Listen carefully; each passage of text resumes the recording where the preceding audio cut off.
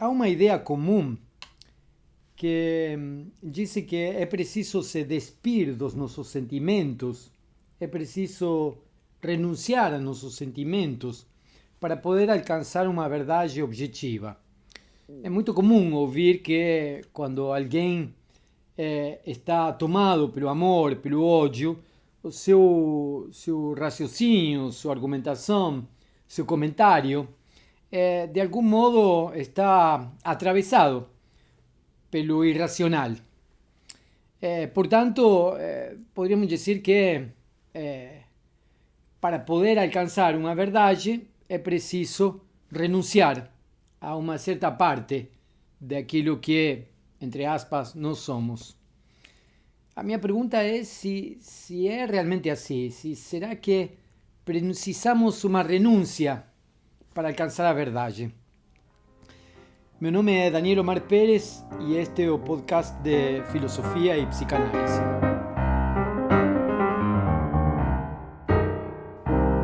A renúncia de si é uma categoria, uma noção que de algum modo foi elaborada por Michel Foucault e Pierre Hadot, dois professores do Colégio de França.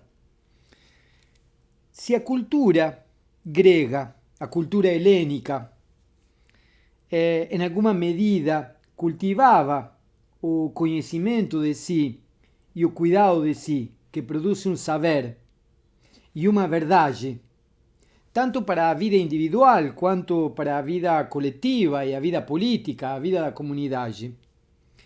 E na cultura do cristianismo primitivo, encontramos uma forma de vida espiritual, em alguns de seus aspectos, pelo menos, que, ao mesmo tempo que inclui os excluídos e os marginalizados de todos os povos, lembremos que as religiões eram religiões de estados, religiões de nações, religiões de comunidades, que disputavam com outras nações, estados, comunidades.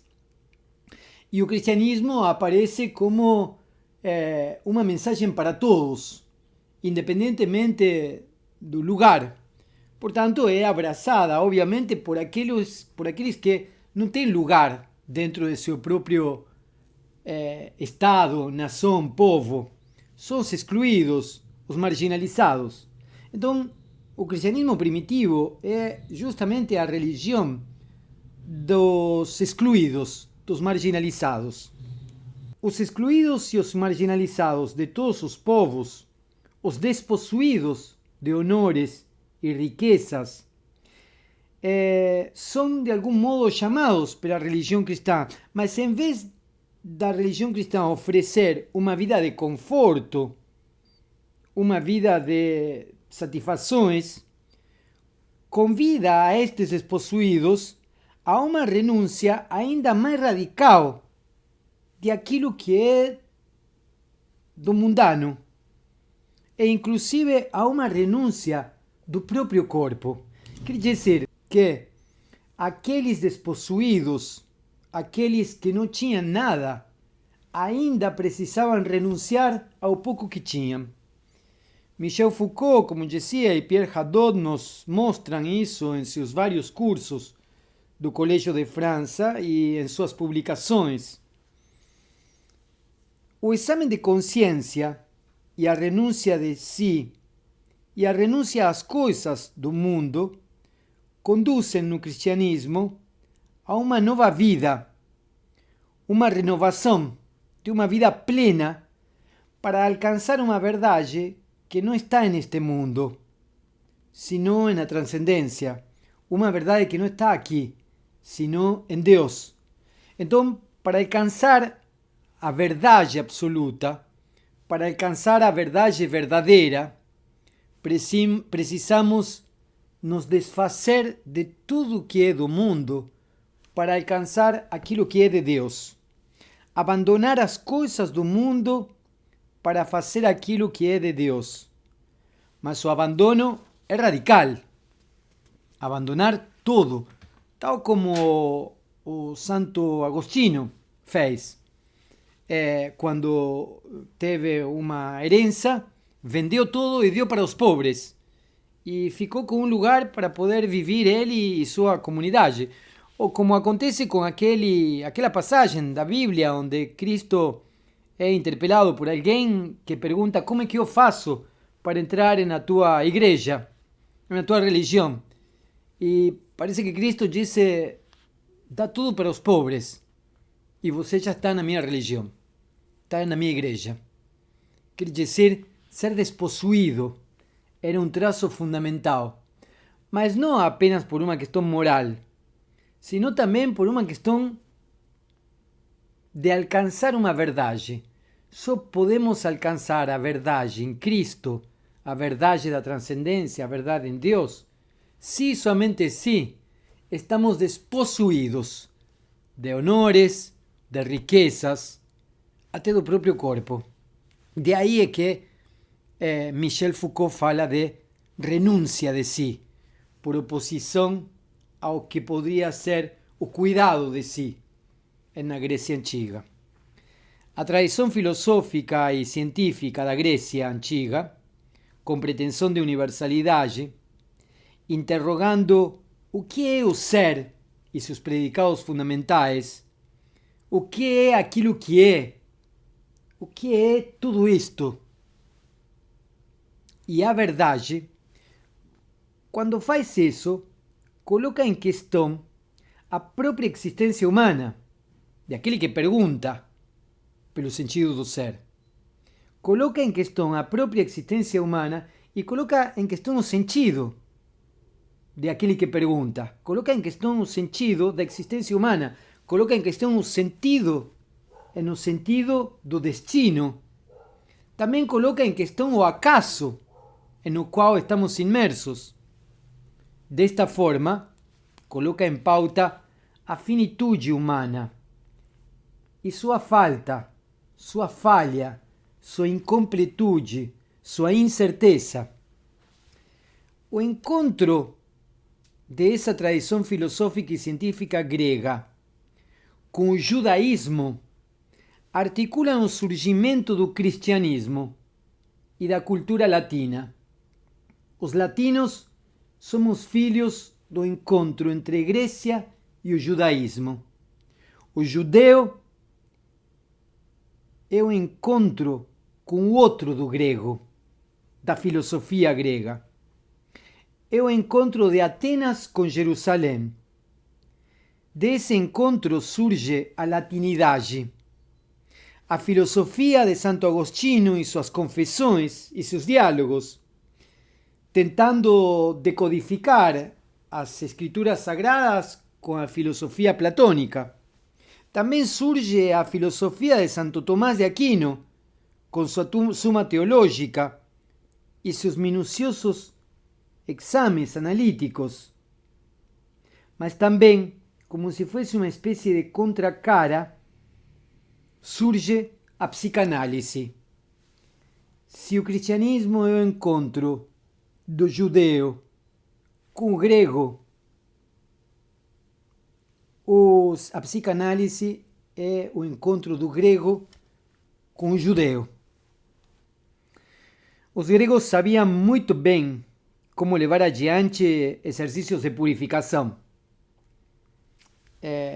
Esses exercícios de purificação são utilizados na medicina de Hipócrates e alguns deles são conhecidos como catarse. A catarse é uma palavra grega que significa expurgar, expulsar, libertar o corpo de substâncias impuras, de impurezas e de excessos.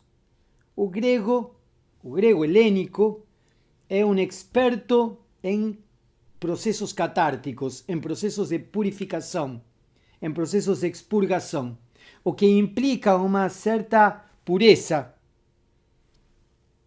Podemos pensar também que o teatro grego é uma experiência catártica. Expurgar paixões, expurgar sentimentos. Então, por um lado, temos o expurgue do corpo, mas também temos o expurgue da psique. Temos a catarse dos excessos ou das impurezas corporais, mas também temos a catarse das emoções, dos sentimentos. É nesse sentido que a tragédia e também a comédia podem ser vistas na Grécia e hoje como experiências catárticas. Vou citar um filósofo francês do século XX. Ele disse: o medo do impuro e os ritos de purificação constituem o pano de fundo dos nossos comportamentos relacionados com a falta. É isso que Paul Ricoeur escreve em um livro que foi traduzido para o português e intitulado como A Simbólica do Mal. Repito, o medo do impuro está falando dos gregos, e os ritos de purificação está falando dos gregos, mas também poderia estar falando de nós, dos neuróticos contemporâneos. Constituem o pano de fundo dos nossos comportamentos relacionados com a falta. Ele avança e diz o seguinte, vou continuar citando Paul Ricoeur, no mesmo livro. Não será que os rituais do casamento, entre outros, tendem a expurgar a impureza universal da sexualidade, ao definir um âmbito no qual a sexualidade deixa de ser uma mancha, mas ainda assim ameaça voltar a tornar-se nisso, mesmo outra vez, se não forem respeitadas as regras que regulam os momentos e os lugares dos comportamentos sexuais. Aqui podemos acrescentar a culpa também, algo que os judeus registram com mestria na Torá.